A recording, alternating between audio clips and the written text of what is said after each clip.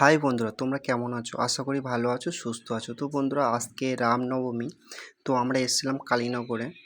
তো শুনছি যে ন্যাজার পরে রামনবমী পালন হচ্ছে। তো ওখানে যাব, ওখানে গিয়ে দেখব যে কীরকমভাবে রামনবমী পালন হচ্ছে। তো চলো আমার সাথে জুড়ে থাকো, আর আমি ওই পারে গিয়ে দেখাচ্ছি যে কীরকমভাবে রামনবমী পালন হচ্ছে। তো চলো।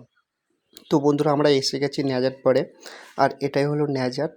তো সামনে যেখানে তোমার খেয়াঘাট আছে, ওর আগে পেট্রোল পাম্পের সামনে এখানে বক্স বাজিয়ে নাচ গানা হচ্ছে। তো চলো ওখানে যাওয়া যাক আর গিয়ে দেখা যাক।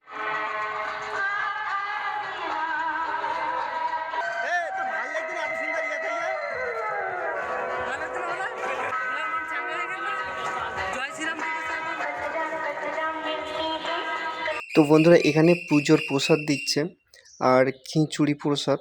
তো খিচুড়ি খেতে তো সবারই ভালো লাগে, আর তারপরে প্রসাদ। তো আমরা প্রসাদ খেয়ে নিয়ে তারপরে যাব ওখানটায় যেখানটায় নাচ গানা হচ্ছে। তো চলো, এখানে প্রচুর ভিড় হয়েছে। তো এখানে সবাই এখান থেকে যাতায়াত করে, তো যারাই এখান থেকে যাচ্ছে তারাই পুজোর প্রসাদ খাচ্ছে। তো আমরা এখান থেকে পুজোর প্রসাদটা খেয়ে সামনের দিকে এগোবো যেখানে নাচা গানা হচ্ছে। তো এখানের পরিবেশটা একদম আলাদা ধরনের, খুব সুন্দর লাগছে আজকের পরিবেশটা।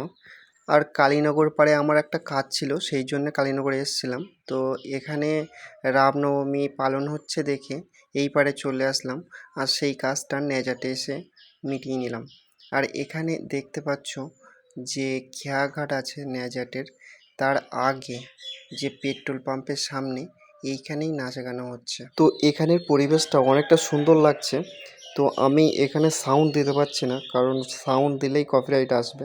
তো সেই জন্য সাউন্ডটা মিউট করে রেখেছি। তো বন্ধুরা, রামনবমী তোমাদের কেমন গেছে প্লিজ কমেন্টে জানিও।